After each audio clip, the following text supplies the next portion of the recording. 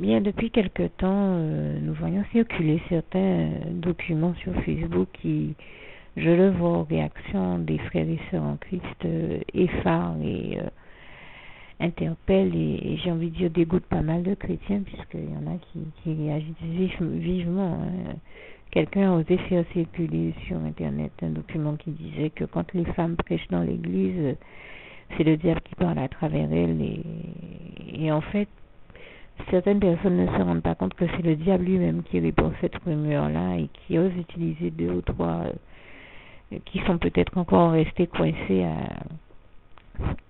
à une époque retirée aux anciens temps, je ne sais pas, qui ont oublié que le Seigneur Jésus nous apprend à vivre avec notre temps et avec notre époque. Et que le Seigneur Jésus nous a aussi dit, notamment en Joël 2, que sur la fin des temps, il répandrait son Saint-Esprit sur toute chair. Et comme me disait un jour une sœur en Christ, le Saint-Esprit, ce n'est pas une question de sexe. Quand Dieu décide de déverser son Saint-Esprit sur un être humain, quel que soit son sexe, Dieu opère à travers lui et en l'occurrence, Dieu nous en a averti donc dans sa parole, entre autres en Joël, en Joël 2, je pense à ce passage qui commence depuis le verset 18 jusqu'au verset 23-24, et le passage dont je vous parle est juste en dessous, j'essaierai de vous le trouver en tout cas. Ce que je veux dire, c'est et ce qu'avait voulu me dire ce jour-là cette sœur en Christ, c'est que bien entendu, de la même manière qu'il existe des pasteurs hommes, il existe aussi des pasteurs femmes et qui ont donc bel et bien le droit de prêcher dans l'église, et ça c'est une réalité que nous voyons non seulement en Guadeloupe, dans la Caraïbe, mais partout ailleurs, en France, aux États-Unis et partout ailleurs sur Terre. D'ailleurs, quand il y a une rencontre au sommet des pasteurs de la Terre, il y a beaucoup de pasteurs femmes qui participent à ces rencontres internationales des pasteurs. Donc, et puis chez nous en Guadeloupe par exemple, il y a même un pasteur qui est un pasteur femme qui a plusieurs églises et qui est pasteur depuis plus de 15 ans et il y a une autre femme puisqu'elle a son église non loin de chez moi, je ne la connais pas mais j'ai déjà entendu parler d'elle, qui est pasteur. Il y a plusieurs pasteurs femmes. Je ne comprends pas que on ose répandre ce type de rumeur. Bon, la rumeur que j'ai vue d'ailleurs ne provenait pas nécessairement, je ne sais pas d'où elle provenait, mais elle a l'air de provenir d'ailleurs de la Guadeloupe et en tout cas les frères et sœurs y ont réagi vivement et je tenais moi aussi à y réagir, notamment en disant que il y a plusieurs femmes pasteurs qui sont connues, qui ont des ministères connus, éprouvés, tant et si bien que Dieu les a bénis en multipliant le nombre d'églises qu'elles ont. Enfin, puisque nous savons très bien que c'est une manière de parler, quand je m'exprime comme ça, puisque nous savons très bien que le chef de l'église c'est Jésus-Christ et nul autre. Mais je veux dire, Dieu a aussi mandaté des pasteurs pour diriger d'une main tangible son peuple au sein de l'église et donc plusieurs pasteurs femmes existent comme ça pour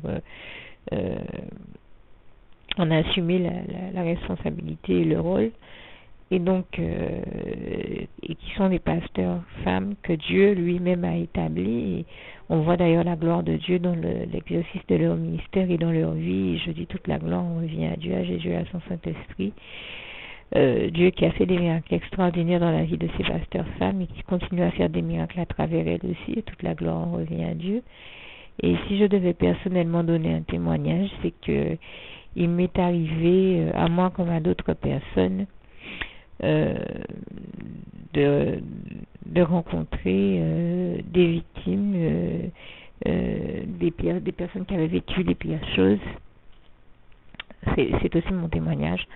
Et qui par exemple s'était fait violer et qui disait comment elle remercie Dieu, comment elle dit à Dieu leur reconnaissance de leur avoir envoyé un pasteur femme plutôt qu'un pasteur homme, non pas qu'elles aient quoi que ce soit contre les hommes ou contre les pasteurs hommes, tout simplement s'étant fait violer par un homme, ces femmes-là, ou des hommes, ces femmes-là n'étaient pas n'étaient tout bonnement pas prêtes à avoir un pasteur homme ou auraient été terrorisées que Dieu utilisait un pasteur homme plutôt qu'un pasteur femme pour venir les appeler. Ce qui démontre là encore que le ministère des pasteurs femmes a toute sa raison d'être, sa raison d'exister et son utilité. Et toute la gloire revient à Dieu, à Jésus, à son Saint-Esprit qui établit ces pasteurs femmes, puisque notamment, très souvent, c'est pour leur donner justement un ministère avec les femmes, et parce que beaucoup de femmes ne se sentent prêtes à se confier qu'avec d'autres femmes comme elles-mêmes, en se disant parfois que certains hommes ne peuvent pas nécessairement comprendre certaines réalités de femmes, même si elles n'ont rien contre les hommes. Il faut bien entendre le sens de mon propos. Nous apprécions d'ailleurs beaucoup les pasteurs hommes également, nous n'avons vraiment rien contre les hommes.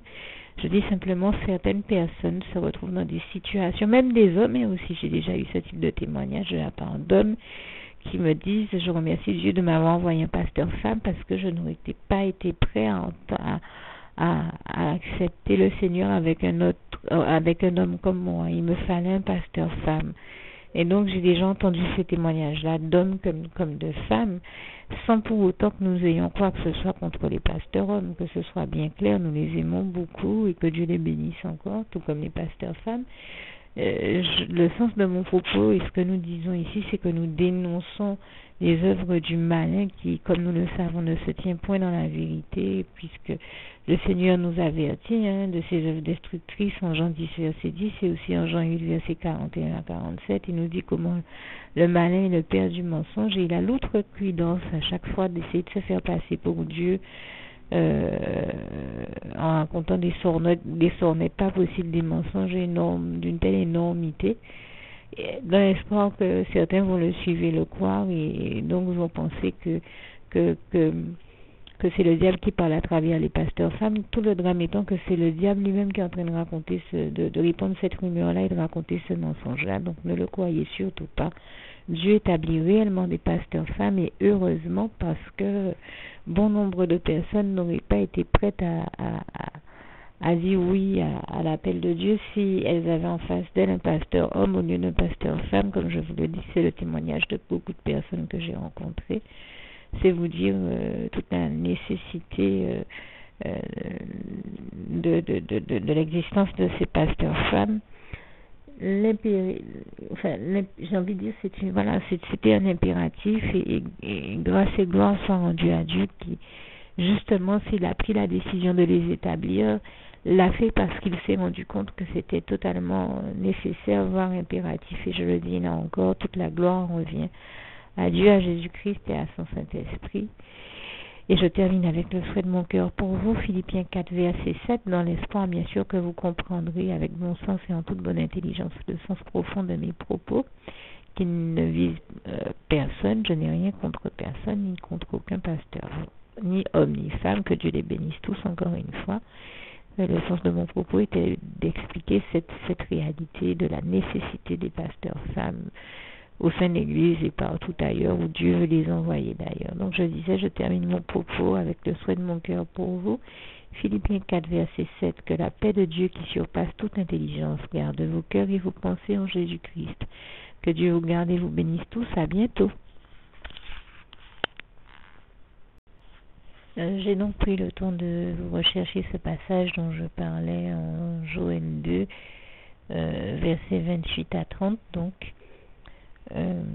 où il est écrit: après cela, je répandrai mon esprit sur toute chair. Vos fils et vos filles prophétiseront, et vos vieillards auront des songes, et vos jeunes gens des visions. Même sur les serviteurs et les servantes dans ces jours-là, je répandrai mon esprit.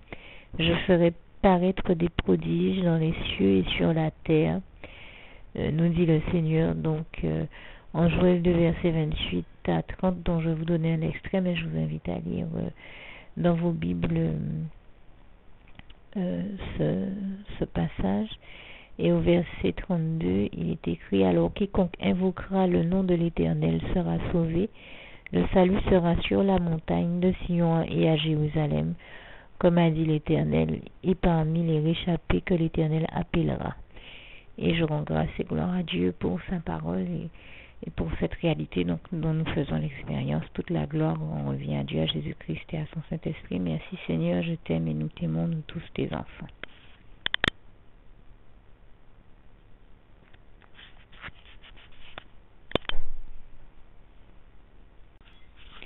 Alors, vous l'aurez compris, à travers les propos que je tiens dans ce témoignage, je ne vise personne en particulier. Vraiment, mon propos ne vise personne.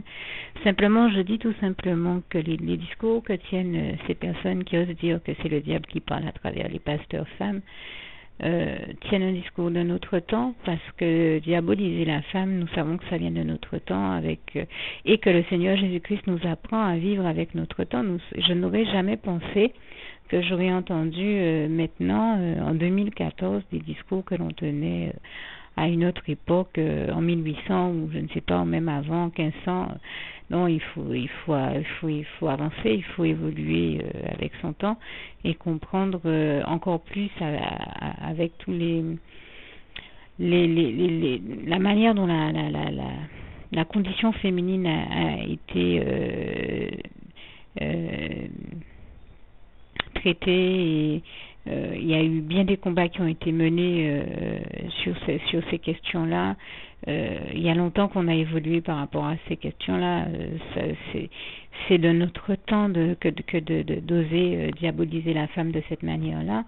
Et je crois que quand on est chrétien, on comprend aussi qu'il n'y a que le diable qui peut s'en prendre de manière aussi violente à la femme, juste parce qu'il ne supporte pas les femmes, dans la mesure où les femmes sont celles que Dieu a choisies pour porter les enfants, donc apporter physiquement la vie. Jusqu'au jour d'aujourd'hui, les hommes n'accouchent pas, ne mettent pas d'enfants au monde, encore que le monde et ses dérives soient dans la dynamique de le faire, mais jusqu'au jour d'aujourd'hui, nous continuons à constater que malgré toutes les recherches scientifiques qui vont en ce sens, personne n'est parvenu à faire autrement que comme Dieu avait décidé qu'il en soit, à savoir que c'est la femme qui met encore au monde les enfants, et toute la gloire revient à Dieu, à Jésus, à son Saint-Esprit. Comme le diable essaie de frénétiquement détruire toute l'humanité, la vie, toute forme de vie, forcément il essaie de s'en prendre aux femmes, il les attaque violemment, je peux vous le dire, déjà dans les attributs même de leur féminité, et puis les attaques sur tous les points, sur tous les plans, sur tout ce qu'il peut faire pour essayer de les détruire et empêcher qu'elles amènent la vie. Je peux vous le dire,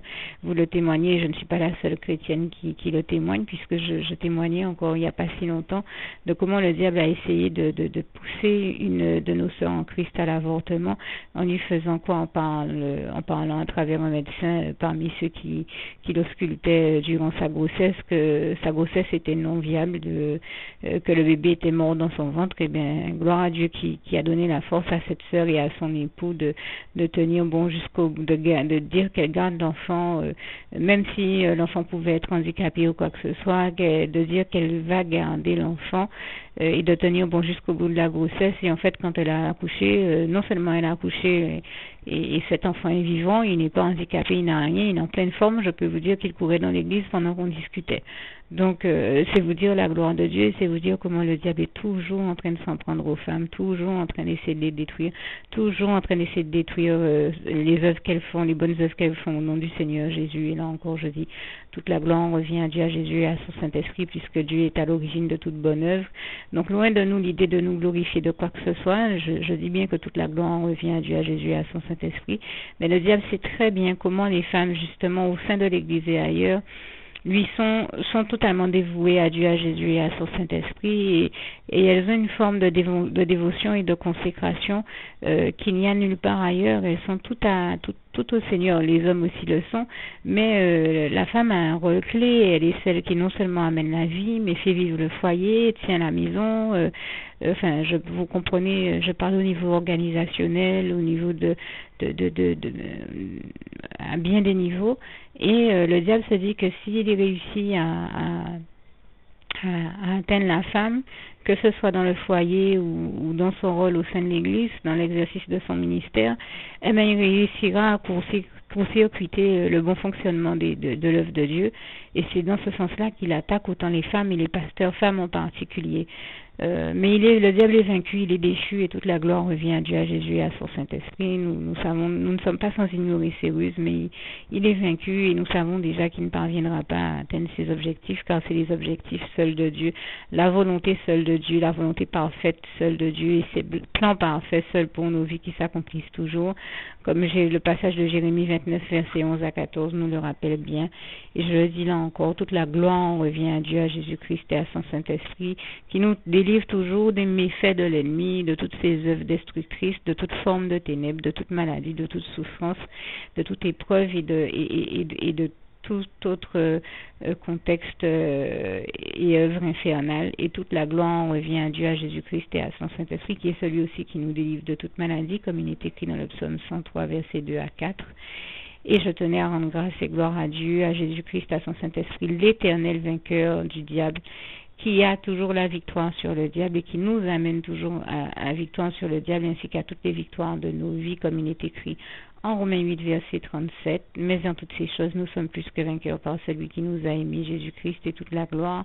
On revient à Dieu, à Jésus-Christ et à son Saint-Esprit. Merci Seigneur, je t'aime et nous t'aimons. Nous tous tes enfants et tes servantes, pasteur femme en particulier. Toute la gloire t'en revient éternel, mon Dieu. Et merci Seigneur pour tous les superbes, toutes tes superbes servantes femmes pasteurs que tu as établies, pour en avoir connu plusieurs.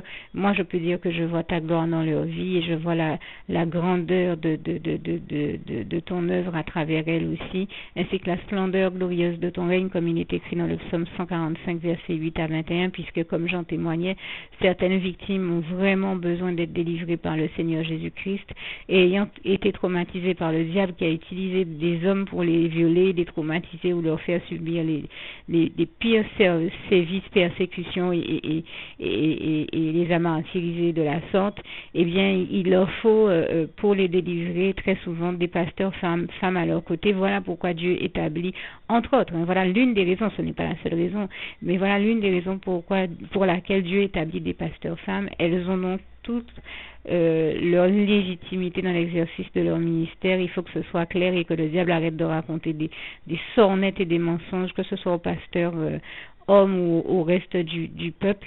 Les pasteurs femmes existent bel et bien et ce sont de vrais pasteurs de Dieu.